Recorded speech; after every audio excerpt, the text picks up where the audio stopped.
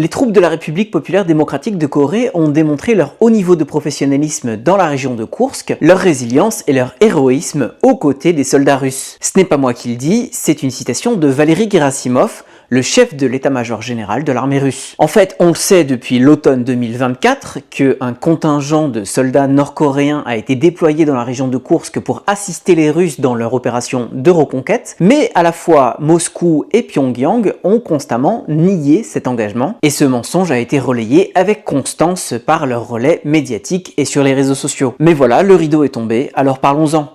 Bonjour à tous, c'est Sébastien et bienvenue dans cette vidéo où en fait je n'ai pas grand chose à faire puisque c'est le Kremlin lui-même qui a révélé son mensonge et qui a nié cette opération de dissimulation. Donc pour remettre dans le contexte, la déclaration elle date d'aujourd'hui, le 26 avril. Vladimir Poutine et Valery Gerasimov et encore d'autres ont tenu une réunion en visioconférence pour se féliciter du fait que l'armée russe a entièrement repris le territoire de l'oblast de Koursk qui était occupé par les Ukrainiens depuis août 2024. Bon, d'abord juste une remarque là-dessus, la date elle n'est pas anodine puisque Vladimir Poutine a choisi de diffuser cette visioconférence précisément au moment de l'enterrement du pape François à Rome, alors que les regards des médias étaient braqués sur les rencontres entre Volodymyr Zelensky, Donald Trump, Emmanuel Macron, Keir Starmer. Donc ça c'est assez habile de la part du Kremlin pour capter l'attention médiatique. Et c'est aussi très cohérent avec le positionnement de la Russie qui se fait le chantre du christianisme orthodoxe en opposition historique avec le catholicisme. Mais c'est aussi, il faut le dire, assez grossier puisque la reconquête du territoire de l'oblast de Koursk, elle est très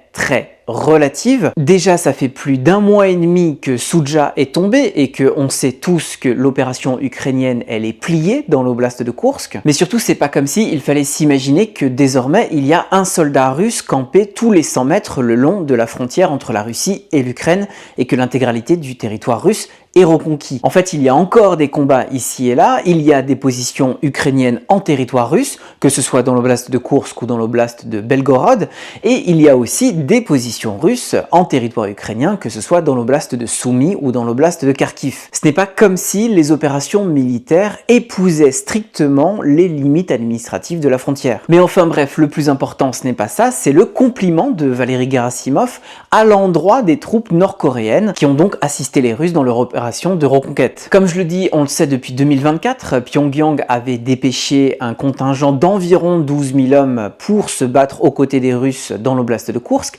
Ça avait été démontré par les Sud-Coréens, par les Ukrainiens et confirmé par les Occidentaux. Les Nord-Coréens, ils ont été brièvement briefés et entraînés en Russie avant d'être déployés dans l'oblast de Koursk. Et ils ont été très actifs entre novembre et mars, même si apparemment une partie du contingent a été retirée en janvier. Et depuis septembre, je reçois des paquets de commentaires ici sur ma chaîne ou sur mes autres réseaux sociaux m'accusant de mentir, de fabuler, d'imaginer les Nord-Coréens ou tout simplement de faire le jeu de la propagande ukrainienne. Et ça quand même malgré un faisceau de preuves qui était assez accablant, notamment la capture de plusieurs soldats nord-coréens qui ont été exhibés par Kiev. Alors si vous avez effectivement posté un commentaire de ce type sous une de mes vidéos et que vous me regardez encore aujourd'hui, eh bien je suis vraiment désolé pour vous parce que cette fois-ci la confirmation de l'engagement des Nord-Coréens aux côtés des Russes dans l'oblast de Koursk, elle vient de très haut et elle est indiscutable. Ce qui fait que c'est une nouvelle opération de dissimulation médiatique menée par le Kremlin, donc de concert avec la Corée du Nord, et ça suit exactement le même modus operandi que l'opération d'annexion de la Crimée. Rappelez-vous, quand on avait tous les officiels russes qui martelaient pendant des semaines qu'il n'y avait pas de soldats russes en Crimée, il n'y avait pas de soldats russes en Crimée, il n'y avait pas de soldats russes en Crimée, avant que Vladimir Poutine lui-même reconnaisse qu'il y avait des soldats russes déployés en Crimée juste pendant l'opération de l'annexion, et d'ailleurs il s'en était félicité puisque c'était lui-même qui avait donné l'ordre de les déployer. Et donc les Nord-Coréens, sur ces derniers mois, ils ont bel et bien été présents dans l'oblast de Koursk et impliqués dans des combats actifs. Leur efficacité, elle est discutée et discutable. Visiblement, ils ont enregistré un certain nombre de pertes assez lourdes, surtout au début de leur engagement, donc entre novembre et décembre. Mais vers la fin, en février, les soldats ukrainiens eux-mêmes reconnaissaient que les Nord-Coréens s'étaient adaptés, ils s'étaient améliorés et ils s'étaient entraînés notamment à la guerre des drones. Et ça, c'est sans doute l'effet le plus concret de cet engagement. Parce que on peut très bien penser que les Russes avaient désespérément besoin de ce contingent de 12 000 Nord-Coréens et qu'ils avaient avait des gros problèmes de ressources humaines et qu'il n'y serait pas arrivé sans eux, ou à l'inverse que les Nord-Coréens n'ont pas fait grand-chose et que c'était les Russes qui étaient à la manœuvre et que ce sont eux qui ont repris leur territoire souverain. Mais quoi qu'il en soit, la principale conséquence, c'est qu'avoir 12 000 soldats nord-coréens déployés sur le continent européen, et donc pour la première fois sur un terrain étranger depuis 1953, ça a permis d'abord de solidifier l'alliance entre Moscou et Pyongyang, et deuxièmement d'entraîner l'armée nord-coréenne au conflit du 21e siècle. Et ça, on en voit les applications concrètes quand on écoute les soldats ukrainiens qui affirment que les Nord-Coréens se sont adaptés, se sont améliorés, mais aussi quand on voit que Pyongyang s'est lancé dans la production de drones en Corée du Nord. Et donc la Russie, à travers cette opération à Koursk, a permis non seulement de sortir un peu plus la Corée du Nord de son isolement diplomatique, mais en plus de ça, de la rendre encore plus dangereuse qu'elle ne l'était jusqu'à présent. Puisqu'on était habitué de la part du régime des Kim à des gesticulations autour du nucléaire et des missiles intercontinentaux, mais là il faut aussi apprendre à considérer l'armée nord-coréenne comme une menace sérieuse. D'autant plus que cette alliance entre Moscou et Pyongyang, elle s'ajoute à ce partenariat stratégique entre Moscou et Téhéran.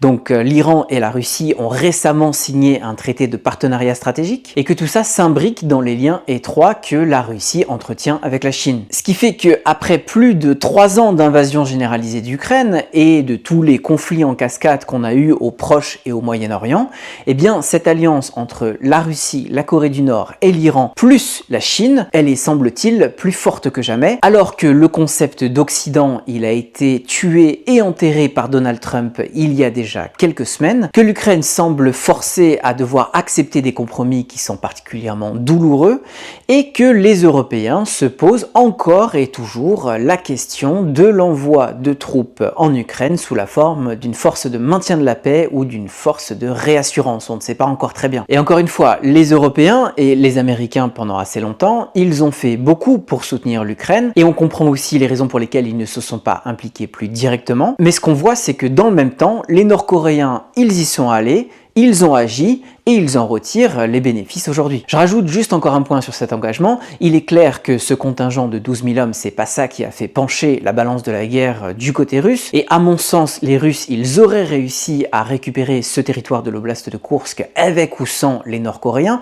Sans les Nord-Coréens, ça aurait été plus long, ça aurait été plus compliqué, mais les Russes y seraient probablement arrivés à un moment donné. Par contre, là où l'apport nord-coréen, ça change vraiment la donne, c'est dans la livraison de millions et de millions d'obus d'artillerie et d'autres types de munitions et de missiles balistiques à la Russie. Là récemment, il y a une enquête de l'agence Reuters et du centre de recherche britannique Open Source Center qui a établi qu'au cours des 20 derniers mois, Pyongyang a procédé à 64 livraisons de munitions à Moscou qui ont représenté pas moins de 16 000 containers qui ont donc contenu des millions et des millions d'obus d'artillerie et de munitions en tout genre. La qualité et la précision de ces munitions, encore une fois, c'est discutable, mais c'est vraiment la quantité qui fait la différence ici, puisqu'il est clairement établi que la Russie n'aurait pas pu soutenir son effort offensif de la même manière sans cet apport nord-coréen. Il y a aussi la question des missiles balistiques, donc ça c'est en moindre quantité, on parle d'environ 150 projectiles, mais là aussi ça fait une différence. Et par exemple, si vous avez suivi un peu ce bombardement meurtrier sur Kiev il y a 2 jours, le 24 avril, je rappelle que l'attaque a fait 13 morts et une centaine de blessés, et bien vous avez peut-être vu cette vidéo de ce missile qui s'abat sur un quartier résidentiel de Kiev. C'est un missile nord-coréen.